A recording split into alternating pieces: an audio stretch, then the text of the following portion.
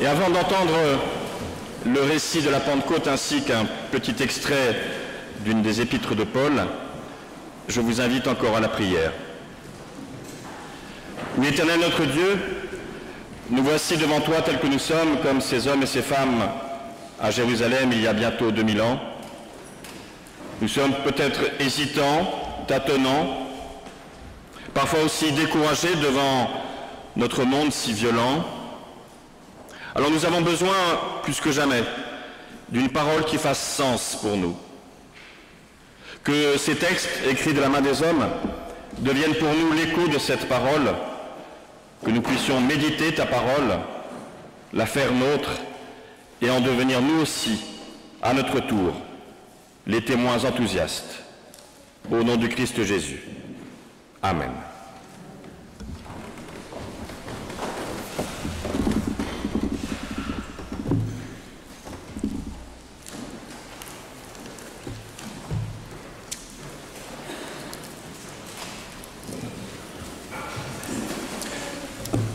Nous lirons ce matin tout d'abord dans le livre des Actes au chapitre 2, les versets 1 à 13. Lorsqu'arriva le jour de la Pentecôte, ils étaient tous ensemble en un même lieu. Tout à coup, il vint du ciel un bruit comme celui d'un violent coup de vent qui remplit toute la maison où ils étaient assis. Des langues leur apparurent qui semblaient de feu et qui se séparaient les unes des autres. Il s'en posa sur chacun d'eux. Ils furent tous remplis d'Esprit Saint et se mirent à parler en d'autres langues, selon ce que l'Esprit leur donnait d'énoncer. Or, des Juifs pieux de toutes les nations qui sont sous le ciel habitaient Jérusalem. Au bruit qui se produisit, la multitude accourut et fut bouleversée, parce que chacun les entendait parler dans sa propre langue. Étonnés, stupéfaits, ils disaient « Ces gens qui parlent, ne sont-ils pas tous galiléens ? Comment se fait-il que chacun de nous les entende dans sa langue maternelle ? Parthes, Mèdes, Élamites, habitants de Mésopotamie, de Judée, de Cappadoce, du Pont, d'Asie, de Phrygie, de Pamphylie, d'Égypte, de Libye cyrénaïque, citoyens romains, juifs et prosélytes, crétois et arabes, nous les entendons dire dans notre langue les œuvres grandioses de Dieu. Tous étaient stupéfaits et perplexes. Ils se disaient les uns aux autres, « Qu'est-ce que cela veut dire ?» Mais d'autres se moquaient en disant, « Ils sont pleins de vin doux. »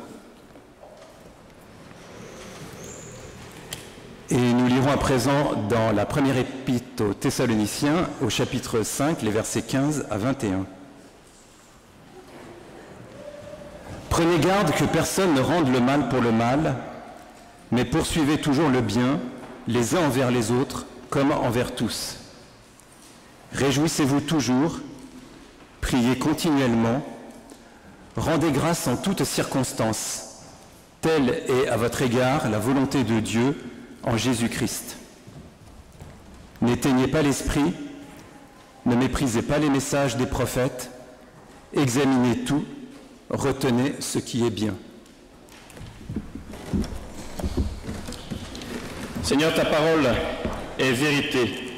Sanctifie-nous par ta vérité. Amen. Et je vous invite, si vous le voulez bien, à vous lever pour chanter le cantique 35-14, Souffle du Dieu vivant. Souffle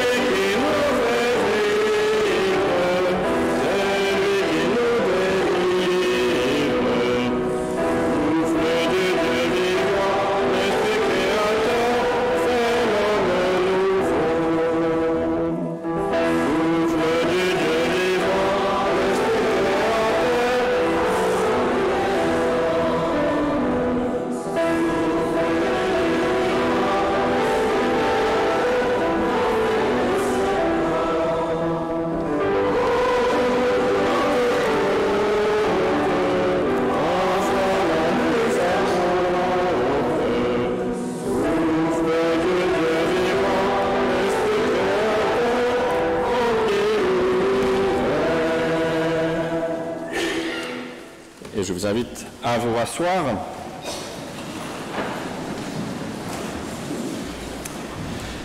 Pour mon dernier culte de Pentecôte ici, dernière confirmation et baptême de jeunes, je voudrais vraiment rappeler une des choses qui me tient à cœur, c'est que les jeunes ne sont pas l'avenir de l'Église, contrairement à ce que l'on dit et on entend trop souvent. Ils en sont bel et bien, comme chacun d'entre nous, le présent. Et ils seront toujours le présent, et nous serons toujours le présent de l'Église.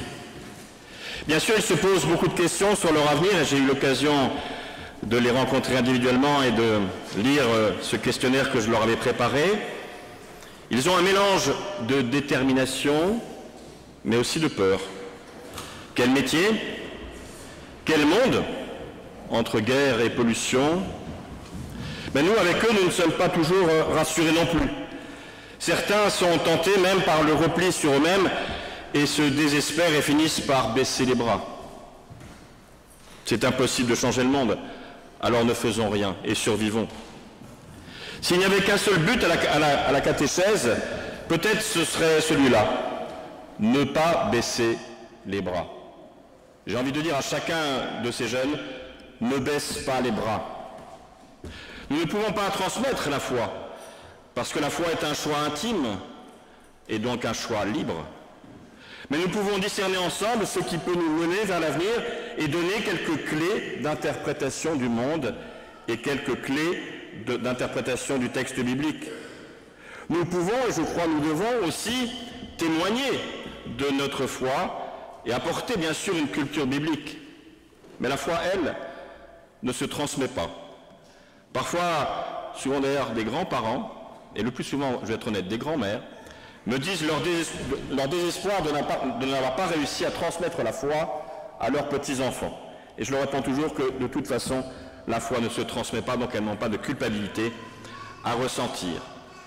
Mais peut-être sommes-nous en 2022 comme ces disciples et leur entourage à Jérusalem, ces hommes et ces femmes, en ce jour de Pentecôte, avec des peurs, des replis, des questionnements et peut-être même parfois des renoncements.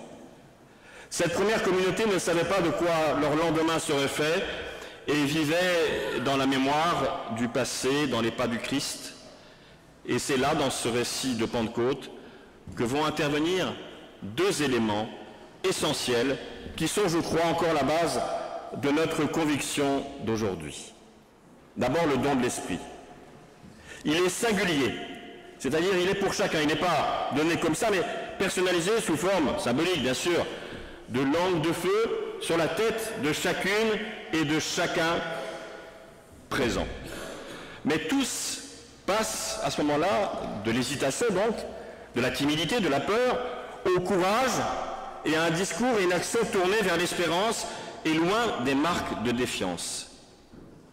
Je crois que cela signifie vraiment quelque chose pour notre monde, tant marqué par la méfiance de l'autre, des autres qui deviennent à chaque instant une menace. Par exemple, au nom d'une infime minorité de tordus sanguinaires, on accuse les musulmans des pires maux. Comme autrefois, encore aujourd'hui, encore demain sans doute, on se méfie de l'autre. On s'est méfié terriblement des Juifs, et même des Italiens, des Espagnols ou des Africains. Et pourtant, l'événement de la Pentecôte, je crois, est l'antidote contre tous ces racismes, tous ces replis. Il existe même des replis locaux, de quartier à quartier dans certaines communes. On a besoin de l'autre pour s'opposer et se donner ainsi l'illusion d'une identité. Encore hier, je recevais un couple qui va faire baptiser leur enfant au musée du désert début septembre. Et je leur disais, c'est quoi être protestant? Et à nouveau, ils se sont définis par rapport aux catholiques, contre. Mais être protestant, c'est se définir positivement aussi. On n'a pas toujours besoin d'un autre pour s'opposer. L'autre est différent, et c'est très bien. Mais je suis ce que je suis, et j'ai à être ce que je suis. Et puis, le deuxième élément, ce sont ces discours de ces premiers témoins qui sont entendus dans des langages multiples, dans des langues même multiples. Une fois que l'on est passé du négatif au positif, ne plus s'opposer mais proposer, il vous faut, vous les jeunes, trouver les mots pour le dire, pour dire vos convictions, et c'est ce que vous allez faire dans quelques instants. Mais peut-être nous aussi, il nous faut chercher et chercher encore, avec ce verset qui terminait la lecture, examinez tout et ne retenez que ce qui est bon. Examinez tout. Je crois qu'il faut être des chercheurs. La science est un savoir et la foi est une recherche. Vous n'avez évidemment pas à croire que le monde a été créé en 6 jours ou que M. Adam a rencontré mademoiselle ou madame Ève, sortie de sa côte en plus. Vous avez à chercher, au travers de ces textes symboliques, du sens pour vos existences. Que signifie pour vous l'énergie créatrice de Dieu dans votre vie? Comment passer du chaos, c'est-à-dire de la peur, dans votre vie, à une création harmonieuse de votre existence? Cette question vous est posée aujourd'hui, mais elle nous est posée, à nous tous, aujourd'hui. Cela, je crois, a 3 conséquences. D'abord, c'est que nous sommes chacun, chacune, une sorte de parabole de l'Église. Un seul esprit, donc, mais donné à chacune, à chacun. De la même manière qu'on disait dans l'Ancien Testament, le Dieu d'Abraham, le Dieu d'Isaac, le Dieu de Jacob, et on répète Dieu parce que Abraham n'interprète pas Dieu de la même manière, Isaac non plus, et Jacob non plus. C'est le Dieu tel que je le reçois, tel que je le comprends, et il y a une infinité de compréhension de Dieu possible. Chacun doit donc devenir interprète, chercheur, se poser et se poser encore des questions. J'aime bien dire que, au fond, quand on ressort du culte, on doit en ressortir avec encore plus de questions que quand on est arrivé. Parce que je crois que le texte biblique nous apporte des clés, bien sûr, mais nous pose des questions sur le sens de nos vies. Et quand on perd le sens de la vie, et tout à l'heure Bertrand et Claire l'ont évoqué lorsqu'ils ont perdu leur enfant, lorsqu'on perd comme ça, par une tragédie, le sens de la vie, c'est vraiment un chaos. Seulement on peut peut-être, et la preuve aujourd'hui, remonter ou recréer quelque chose, sans rien oublier bien sûr de la tragédie, mais recréer. Tout est question, tout est interprétation. Nous avons le souci de nous adapter pour être compris aussi, trouver les mots pour dire notre foi, et ce n'est pas toujours évident. La deuxième conséquence, c'est que si la foi est un jeu, je crois, donc très personnel, je l'ai dit, l'Église est un nous. Pour nous, la foi est d'abord une question, une recherche personnelle, donc, mais l'Église, la fraternité, la convivialité crée un nous. Et tout à l'heure, on a évoqué cette famille, cette grande famille spirituelle que nous formons ensemble. Là encore, c'est un message pour notre monde qui survalorise tellement l'ego, plus que la fraternité. Nous avons tant de mal à vivre réellement la fraternité. On choisit ses amis, mais on ne choisit pas ses frères et sœurs. Même et peut-être surtout, quand ils vous agacent, quand ils vous énervent, ils demeurent quand même vos frères et vos sœurs, en humanité et en Christ aussi pour nous. Troisième et dernière conséquence, il me semble, c'est que si nous sommes paraboles de l'Église, nous sommes aussi paraboles de l'universel humain, comme dans ce texte. Nous sommes comme celles et ceux qui ont entendu les paroles des apôtres. Nous sommes venus d'horizons différents, de pays différents, de milieux différents, d'Afrique ou d'Europe, avec des professions complètement différentes et des histoires toujours singulières, différentes. La foi est donc un parcours, pas un catalogue de certitudes. Nous refusons ici toute forme de dogmatisme qui sclérose la foi et la liberté de l'intelligence humaine. La confirmation, le baptême que nous allons vivre dans quelques instants est comme une photographie solennelle d'un moment du parcours d'une vie. D'une certaine façon, nous refaisons tous aujourd'hui notre propre confirmation avec vous. Où en sommes-nous dans notre foi? Comment, en quelques mots, en quelques phrases, pourrions-nous témoigner de notre foi? Comme les hommes et les femmes présents à Jérusalem, nous sommes ensemble, fraternellement et chacun, librement. Amen.